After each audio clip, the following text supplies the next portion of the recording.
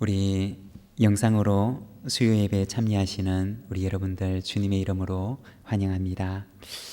언젠가 믿지 않는 분들의 모임에 가서 짧게 예배를 인도하고 그리고 짧은 메시지를 전했던 적이 있었습니다. 예배를 마치고 나서 어떤 한 분이 오셔서 말씀하셨습니다. 설교라고 하는 것을 처음 들었는데 그런데 이분이 듣다가 마음에 찔림이 있었다라고 하는 이야기였습니다. 그런데 마음에 찔림이 있기는 있지만 그러나 금방 또 당신의 본연의 삶으로 돌아가게 되면 금방 잊어버리고 또 예전처럼 살아갈 것 같다라고 하는 그러한 내용이었습니다. 말씀을 한 번 들을 때는 좋았지만 그러나 한 번 들어서는 내가 변할 것 같지가 않고 내가 이 말씀을 또 듣고 또 들어야지 내가 변화될 것 같다라고 말씀하시는 것이었습니다.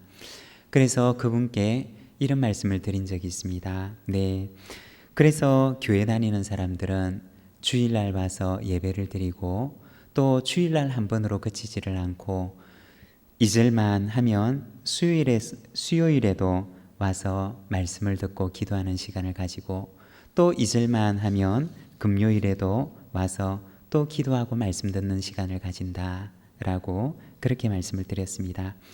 그랬더니 그 믿지 않는 분께서 그제서야 이해가 된다는 것이 고개를 끄덕이면서 그래야 되겠구나라고 맞장구를 치시는 것을 본 적이 있습니다. 수요일은 우리가 살아가는 한 주간 가운데 딱 절반에 있는 한 주간의 한가운데 있는 날입니다. 우리가 다시 한번 하나님을 바라보는 날이고 그리고 남은 한 주간을 살아갈 수 있는 새 힘을 하나님께 기도하고 간구하는 날입니다. 여러분, 수요 기도의 이 시간이 우리가 비록 떨어져서 영상으로 함께 예배에 참여하고 있지만 그러나 이 수요 예배의 시간이, 수요 기도의 시간이 한 주간의 새로운 출발점이 되는 시간이 되시기를 소망합니다. 오늘 우리가 시편 20편의 말씀을 함께 읽었습니다.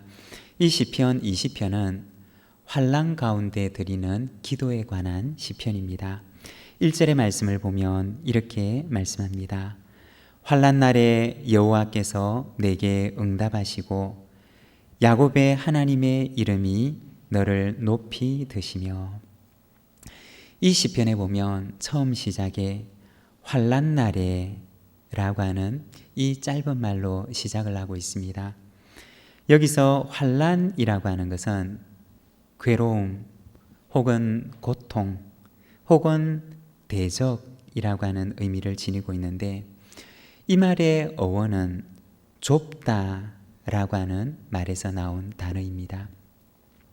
그러니까 이 환난이라고 하는 것은 그 어원이 좁은 그리고 좁아서 꼼짝달싹을 할 수가 없는 그리고 꼼짝달싹할 수 없을 정도로 숨이 막히게 좁혀오는 이라고 하는 의미를 가지고 있다는 것입니다. 이것이 바로 환난이라고 하는 의미의 어원입니다. 여러분, 우리가 살아가면서 그러한 때가 있지는 않으십니까? 우리의 인생 가운데 숨이 막혀오는 꼼짝달싹 할 수가 없는 그리고 숨 쉴 수 없을 만큼 괴로움과 고통이 찾아왔던 그러한 인생의 순간들이 우리의 삶 가운데 있지는 않으셨습니까? 마치 그 사방을 꽉 에워싸서 숨 쉴 틈도 없고 숨도 쉴 수 없을 것 같은 그러한 괴로움과 고통이 찾아와서 도무지 견딜 수가 없는 그러한 때가 여러분의 인생 가운데 있지는 않으셨습니까? 오늘 우리가 읽은 이 시편은 바로 그날, 그 환난의 날, 내가 숨 쉴 수도 없을 만큼 깊은 고통과 괴로움이 있는 그날에 하나님께 드렸던 기도의 시편이 바로 오늘 우리가 읽고 있는 이 시편이라고 하는 것입니다. 오늘 우리가 읽은 이 시편은 다윗의 시편입니다. 특별히 이 환난의 날은 어떤 날이냐? 사방으로부터 대적이 그들을 에워싸는 날이며 그리고 전쟁이 기다리고 있는 날이며 출전을 앞두고서 하나님 앞에 그 숨막히는 고통과 괴로움 가운데서 기도하는 시편이 바로 오늘 우리가 읽은 이 시편의 말씀입니다.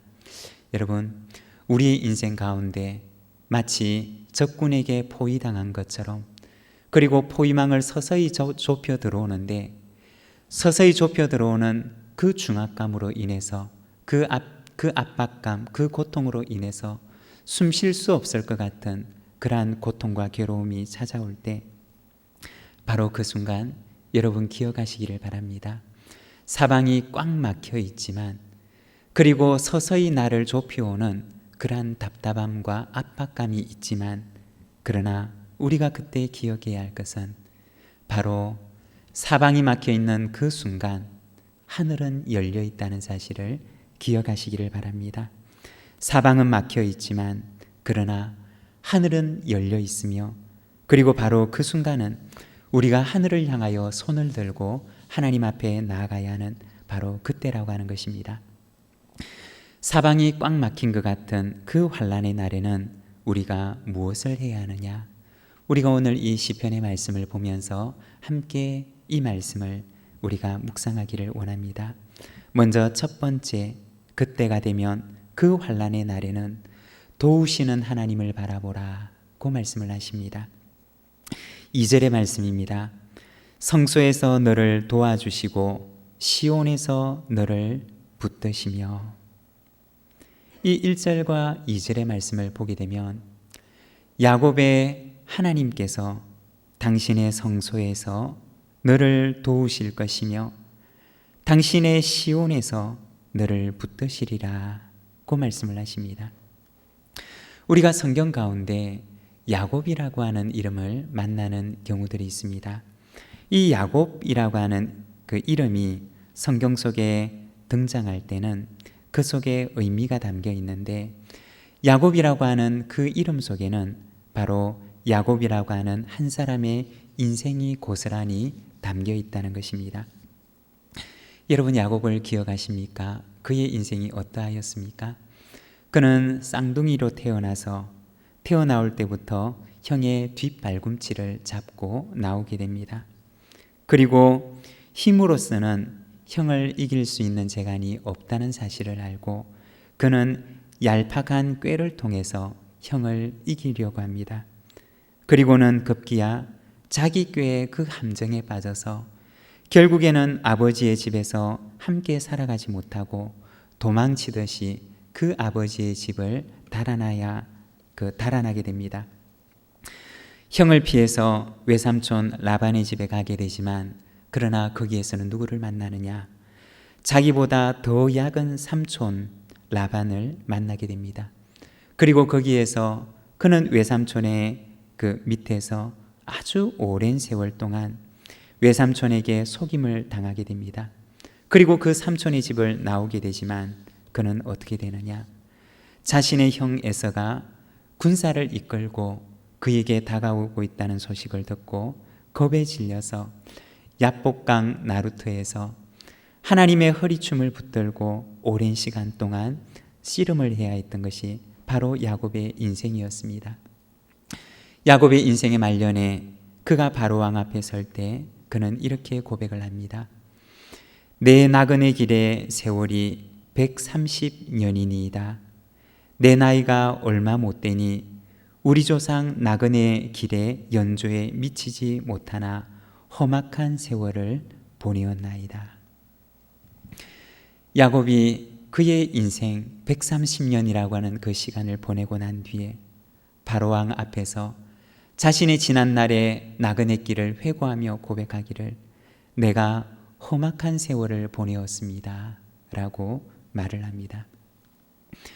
야곱이라고 하는 그 이름 속에는 야곱이 살아왔던 그 인생의 여정, 야곱의 그 삶이 고스란히 담겨 있는 것입니다.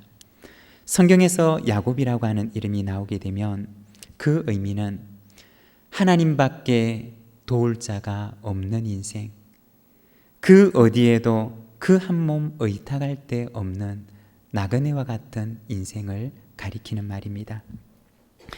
이사야서 41장 1절 말씀을 보게 되면 이렇게 말을 합니다. 지렁이 같은 너 야곱아. 개역 한글 성경에서는 지렁이 같은 너 야곱아 라고 이야기를 하고, 우리가 가지고 있는 개역 개정 성경에서는 버러지 같은 너 야곱아 라고 이야기를 합니다. 야곱을 가리켜서 의지할 데 없는 백성, 아무도 주목하지 않는 버러지 같은, 지렁이 같은 인생, 누구도 돌보기를 원하지 않는 그러한 연약한 인생을 가리키는 것입니다.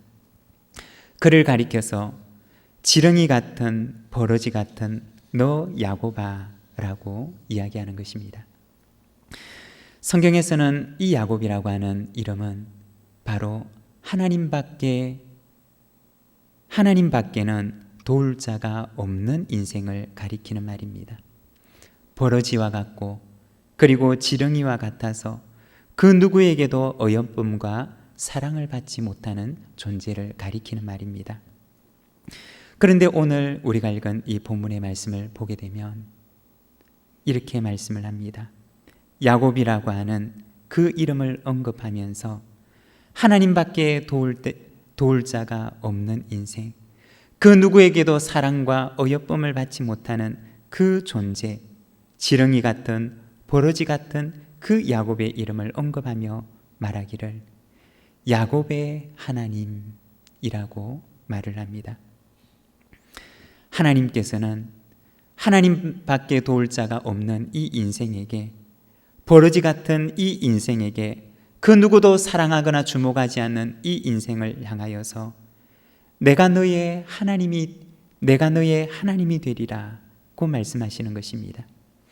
그 누구도 의지할 데가 없기 때문에 하나님께서는 그에게 말씀하시기를 내가 너의 의지가 되며, 내가 너의 보호자가 되며, 내가 너의 하나님이 되리라고 말씀하시는 것입니다. 1절과 2절의 말씀을 보게 되면 이렇게 고백합니다. 환난 날에 여호와께서 내게 응답하시고 야곱의 하나님의 이름이 너를 높이 드시며 성소에서 너를 도와주시고 시온에서 너를 붙드시며, 그 누구도 도울 데가 없는 그 인생을 가리켜서 말씀하시기를 야곱의 하나님의 이름이 너를 높이 드실 것이고 성소에서 너를 도와주실 것이며 시온에서 너를 붙드시며 라고 말씀을 합니다. 사랑하는 여러분, 우리의 인생 가운데도 사방이 꽉 막힌 것 같은 환난의 날, 고난의 날, 괴로움과 고통의 날이 찾아온다면 여러분 그때 야곱의 하나님이 되어주시는 바로 그 하나님을 바라보시기를 바랍니다. 이 세상 가운데 그 어느 누구에게도 의지받을 수 없는 인생이라고 여겨진다면 여러분 그때는 하나님을 바라보시기를 바랍니다. 눈을 들어, 사방에서 눈을 들어 하늘을 향하여서 우리의 시선을 하나님께 주목하시기를 바랍니다. 하나님께서 다윗에게 말씀하신 것처럼 하나님께서 오늘 우리에게 내가 너의 하나님이 되며 내가 너의 보호자가 되며 내가 너의 도움이 되리라 말씀하실 줄로 믿습니다.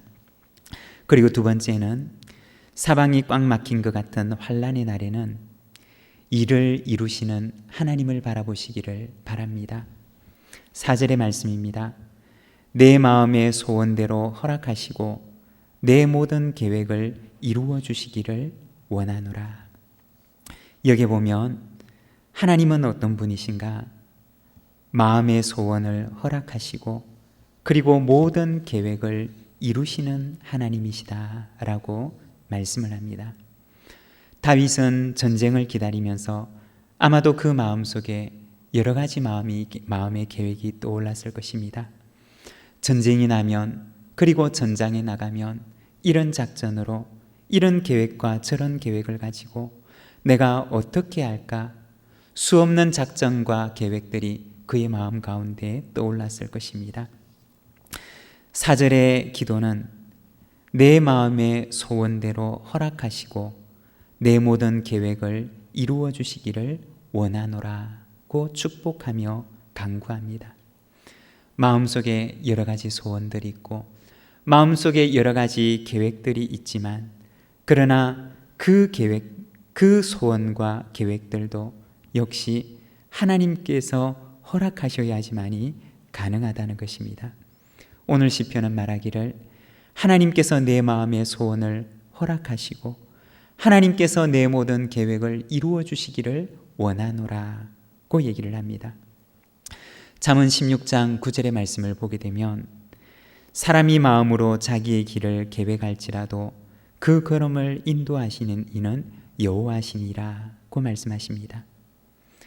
사람이 마음으로 계획을 가지지만 그러나 그 길을 인도하시고 그 걸음을 인도하시고 그 계획을 성취하시는 분이 누구시냐? 그분은 바로 우리의 하나님이시라고 하는 것입니다. 악한 계획이라 할지라도 아무리 그것이 철저하게 계획된 것이라 할지라도 하나님께서 허락하지 않으시면 모든 일이 허사가 될 수밖에 없습니다. 그렇지만 아무리 연약한 자의 계획이라 할지라도 하나님께서 함께 하시고 하나님께서 그를 도우시면 바로 일이 성취되는 역사가 일어나게 됩니다. 사방이 꽉 막혀 있는 것 같은 괴로움과 고통의 날에는 일을 이루시고 성취하시는 그리고 사람의 걸음을 인도하시는 그 하나님을 바라보시기를 바랍니다. 하나님께서 우리의 마음의 소원을 허락하시고 그리고 마음의 계획을 이루어 주실 줄로 믿습니다. 그리고 마지막 세 번째는 환난의 날에는 힘주시는 하나님을 바라보시기를 바랍니다. 6절의 말씀입니다. 여호와께서 자기에게 기름 부음 받은 자를 구원하시는 줄 이제 내가 아노니 그의 오른손에 구원하는 힘으로 그의 거룩한 하늘에서 그에게 응답하시리로다. 여기에 보면 하나님께서 당신이 기름 부으신 그 사람을 당신의 힘 있는 오른손으로 붙드시리라고 말씀을 하십니다. 여기서 기름 부음을 받은 자가 누구를 가리키느냐? 바로 이스라엘의 왕으로 기름 부음을 받았던 다윗을 가리키는 말입니다.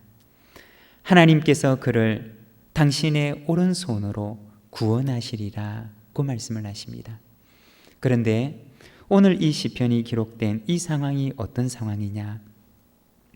바로 다윗이 이스라엘 백성들을 이끌고 그를 둘러싸고 있는, 그를 포위하고 있는 대적들을 향해서 전쟁을 하러 나가야 되는 그러한 상황입니다. 여기서 기름 부음을 받은 자라고 하는 말은 바로 그의 특권을 의미한다기보다는 그에게 위임된 직분을 말하는 것입니다. 하나님께서는 그를 이스라엘의 목자로 세우셨고 또한 그를 이스라엘의 왕으로 세워주셨습니다. 한 나라의 지도자가 되어서 그 백성의 안위를 책임지는 바로 그 사명을 맡은 자로 하나님께서는 다윗에게 기름 부어 그를 세워주셨던 것입니다. 마치 그가 들에서 양을 칠 때 사나운 짐승이 그 양을 헤아려 하면 그가 목자의 막대기를 들고 나가서 그 사나운 짐승으로부터 그 양들을 보호해야 하는 그 책임을 가진 것처럼 하나님께서 그를 이스라엘의 목자로 이스라엘의 왕으로 세워주셨다는 것은 하나님 앞에서 그가 감당해야 될 책임을 말하는 것입니다. 하나님께서 그에게 주신 그 사명을 따라서 그는 한 나라의 지도자가 되어서 그 백성을 보호하고 그리고 그 적국의 위험으로부터 그 나라를 그 백성을 지켜내어야 하는 그러한 하나님께서 그에게 주신 사명을 말하는 것이 바로 하나님의 기름 부으심이라고 하는 것입니다. 그런데 하나님께서는 당신께서 기름 부어 세우신 그 사람에게 당신의 힘 있는 오른팔로 그를 붙들어 구원하시리라고 말씀하십니다. 다시 말해서 그 전쟁에서 하나님께서 그를 보호하실 것이고 지키실 것이며 그 전쟁에서 이기도록 하나님께서 그를 붙드시리라고 말씀하시는 것입니다. 다시 말해서 하나님께서 그를 이스라엘의 목자로 세워주셨고 이스라엘의 기름 부음을 받은 지도자로 세워주셨는데 그에게 왕이라고 하는 지도자라고 하는 직분만 주셨을 뿐만 아니라 하나님께서는 그에게 그 직분을 감당할 수 있는 힘과 능력도 주시리라고 말씀하는 것입니다. 사랑하는 여러분, 우리 하나님은 어떤 분이십니까? 우리 하나님은 우리에게 직분만 주시는 분이 아니십니다. 우리에게 기름 부어서 우리에게 사명을 주셨다면 그 사명을 감당할 수 있는 힘과 능력도 주시는 분이 바로 우리의 하나님이라고 하는 것입니다. 우리가 살아가는 우리의 인생 가운데 때로는 내가 감당할 수 없을 것 같은 고난이 찾아올 수도 있습니다. 내가 견뎌낼 수 없을 것 같은 괴로움과 고통이 찾아올 수도 있습니다. 그렇지만 하나님께서는 우리에게 우리가 감당할 수 없는 고난과 괴로움을 허락하지 않으십니다. 만일 우리에게 괴로움과 고난 그리고 환난의 날이 찾아왔다면 하나님께서는 우리에게 그 환난뿐만 아니라 환난과 고통과 괴로움을 이길 수 있는 힘과 능력도 주실 것입니다. 사방이 꽉 막혀 있는 것 같은 환난의 날이 내 앞에 찾아왔다면 여러분 두려워하지 마시기를 바랍니다. 꽉 막혀 있는 바로 그곳을 바라보지 마시기를 바랍니다. 그때가 되면 내 눈을 들어 하늘을 바라보시기를 바랍니다. 나에게 이 고통을 허락하시지만 그러나 이것을 감당할 수 있는 힘과 능력도 주시는 그 하나님을 바라보시기를 바랍니다. 사방이 꽉 막혀 있을 때 그때는 바로 우리가 하늘을 향하여 눈을 들어야 하는 순간입니다.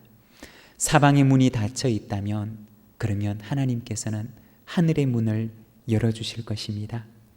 눈을 들어 하나님을 바라보며 연약한 야곱을 도우시는 하나님, 그리고 일을 이루고 성취하시는 하나님, 그리고 감당할 수 있는 힘과 능력을 주시는 하나님, 그 하나님을 바라보면서 오늘 우리가 이 수요 기도의 기도의 자리로 나아가기를 원합니다. 하나님께서는 우리에게 새 힘 주셔서 이 남은 한 주간을 우리에게 허락해 주시는 그 능력을 따라 감당하게 하실 줄로 믿습니다. 기도하겠습니다.